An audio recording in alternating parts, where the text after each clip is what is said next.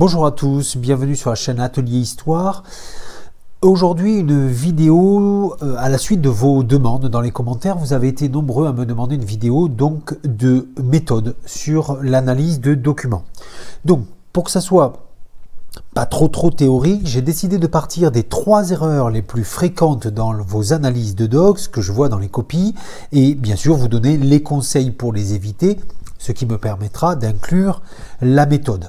D'ailleurs, dans les commentaires, n'hésitez pas à me dire quelles sont les erreurs que vous faites parce que ça me permettra peut-être de faire des vidéos aussi plus précises et plus basées encore sur vos besoins. Par la suite, je ferai une série de vidéos d'entraînement sur l'analyse de doc en fonction des leçons, que ce soit en seconde, en première ou en terminale. Alors, avant de passer aux 3 erreurs, on va quand même d'abord présenter un petit peu cet exercice en quelques secondes. D'abord la forme de l'épreuve ou la forme de l'exercice, si vous êtes en simple évaluation ou si vous êtes au bac. Un exercice composé de 1 à 2 documents avec une consigne, toujours rédigée un peu de la même manière. Ça peut être à l'aide des documents et de vos connaissances, vous montrerez qu'ils permettent de montrer tel ou tel aspect de la leçon, soit géo, soit histoire. Ça peut être aussi, après avoir présenté les docs, vous montrerez qu'ils permettent de montrer tel ou tel aspect de la leçon. Ça dure 1 heure au bac, donc c'est extrêmement court. C'est le deuxième exercice du bac avec le premier qui sera une question problématisée.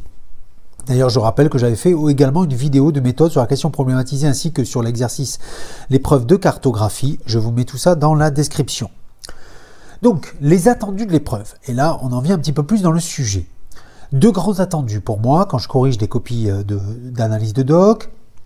Être capable de produire un texte structuré et argumenté, ça c'est toujours la base, que ce soit la prise de notes, que ce soit la légende cartographique, que ce soit la question problématisée, la composition, la dissertation, etc. On est toujours sur une argumentation de toute façon.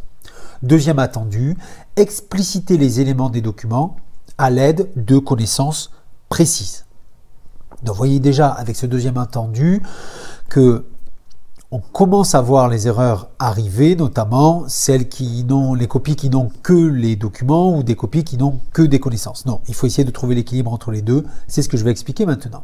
Voyons les 3 erreurs. Donc, la première erreur, c'est le défaut d'argumentation. C'est-à-dire un texte qui serait pas structuré, qui ne suivrait pas une argumentation précise. Alors, comme pour la question problématisée, comme pour une dissertation dans n'importe quelle matière, comme pour la composition, il faut qu'il y ait une structure. Dans l'analyse de doc, la structure va être à 2 niveaux d'idées. Je vous rappelle que dans la question problématisée ou dans la composition, ça sera à 3 niveaux d'idées. Là, 2 niveaux d'idées, vous aurez des arguments qui vous donneront 2 à 3 parties. Donc, je rappelle toujours un argument par partie. Donc, on aura une intro, un développement en 2 à 3 parties, c'est-à-dire 2 à 3 arguments. Et à l'intérieur de chaque partie, on aura ce que moi j'appelle information, c'est-à-dire éléments des connaissances, éléments de documents et les connaissances. Il faudrait arriver que pour chaque information, on ait les 2. Alors, bien sûr, il faut s'adapter au document. Peut-être que des fois, vous aurez un document où il n'y a pas forcément de connaissances très précises dessus, ou une partie de document où il n'y a pas forcément de connaissances très précises dessus.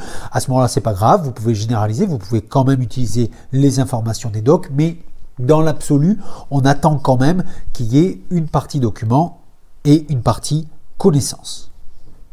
Ça, c'est pour l'argumentation. Deuxième erreur, privilégier seulement les connaissances. Bon, ça, il ne faut pas faire. Voilà. On voit des copies avec un peu un oubli des documents.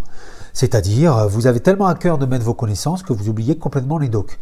Souvent, ce n'est pas d'ailleurs l'entièreté de la copie. Souvent, c'est sur une partie où là, vous avez moins vu d'éléments de doc. Vous étiez un peu plus perdu dans les docs.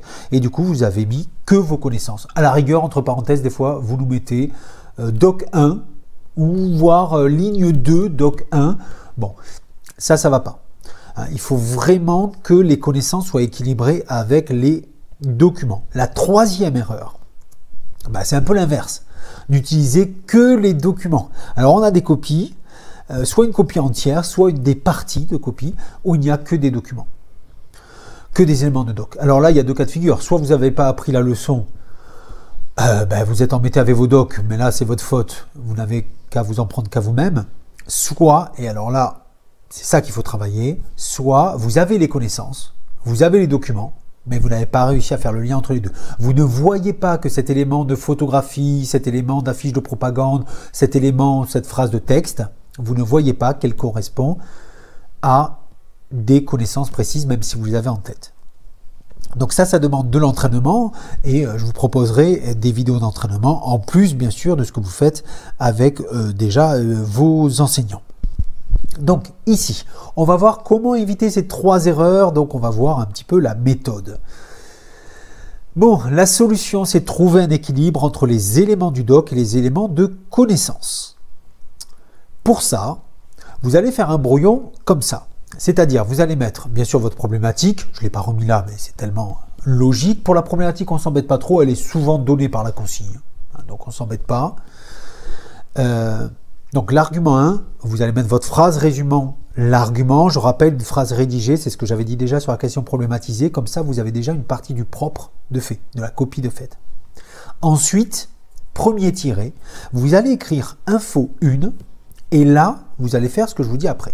C'est-à-dire, vous allez mettre un élément précis d'un doc, plus, et au brouillon, moi j'incite mes élèves, après, si vous regardez que vous n'êtes pas mes élèves, vous faites comme vous voulez, hein, mais quand même, j'incite mes élèves à mettre un plus, vraiment, le signe mathématique plus, connaissance précise se rapportant à l'extrait. Alors, l'élément précis, je le rappelle, ça peut être un élément de photographie, par exemple en géographie, la photographie d'une ville, par exemple.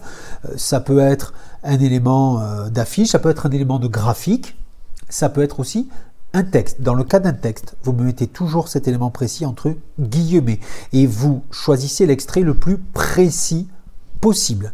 On ne cite pas 3 phrases du texte, d'accord? On choisit. Plus les connaissances précises qui se rapportent à l'extrait. D'accord? Vous faites pareil pour les autres infos. Alors là, je vous ai mis exactement la même chose. Info 2, info 3. Bon, et vous y allez tant que vous avez des informations. Et puis, argument 2, et on recommence. Ça peut aller jusqu'à argument 3, bien entendu. Ensuite, lorsque vous allez rédiger, comment ça va se présenter? Vous allez avoir, alors je suis dans le développement, hein, l'intro et la conclusion, on le fera après. Donc, quand vous allez rédiger, vous allez avoir votre première phrase qui résume l'argument. Vous allez revenir à la ligne, et vous allez introduire un élément précis des docs et derrière la connaissance. Voilà comment ça va se passer. Dans un premier temps, virgule, le document 1 précise que, et là entre guillemets, vous mettez un extrait de phrase. Point. En effet, virgule, il s'agit ici de comprendre que, et là vous mettez votre connaissance. D'accord? Alors, je sais que ça reste un peu théorique comme ça, parce que je vais développer ensuite des vidéos d'entraînement, mais c'est vraiment à ça que vous devez aboutir théoriquement. Introduction et conclusion, et on finit là-dessus. Donc, pour l'introduction, c'est assez simple. Vous allez faire une présentation du ou des documents. Vous n'oubliez pas la nature du doc, vous n'oubliez pas l'auteur, la source, la date et la thématique du doc.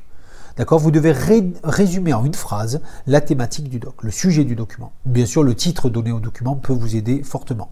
Et vous allez mettre la problématique. Pour la problématique, elle est donnée par la consigne. Si je reprends ce que j'avais fait en question problématisée, imaginons, à l'aide des 2 documents, vous montrerez que le phénomène d'urbanisation a des conséquences sur les espaces urbains. Voilà, un sujet que j'avais donné déjà en question problématisée pour les premières, et ben, la problématique, ça sera comment le phénomène d'urbanisation peut-il avoir des effets sur les espaces urbains. Vous voyez, donc c'est vraiment un calque, c'est donné par la consigne. Une fois que vous avez ça, ben, vous faites votre développement, bien sûr. Ensuite, pour la conclusion, ben, c'est en fait un résumé des arguments. C'est-à-dire, comme je l'expliquais pour la question problématisée, vous allez reprendre vos arguments intermédiaires, faire un petit résumé d'arguments et ça vous donnera la conclusion. Bien sûr, vous n'oubliez pas de répondre à la problématique. Voilà pour cette vidéo. Elle est un petit peu théorique, j'en ai conscience, mais je pense quand même que ça peut vous donner quelques idées pour commencer à maîtriser cette exercices de l'analyse de doc. N'hésitez pas à vous abonner si vous voulez pas rater des vidéos de cours d'entraînement de méthode, comme celle-ci par exemple, et n'hésitez pas à laisser un commentaire surtout pour me dire, voilà, hein, est-ce que vous avez compris maintenant, ou est-ce que vous êtes toujours dans le flou, et à ce moment-là, ça me permettra de faire des vidéos plus précises.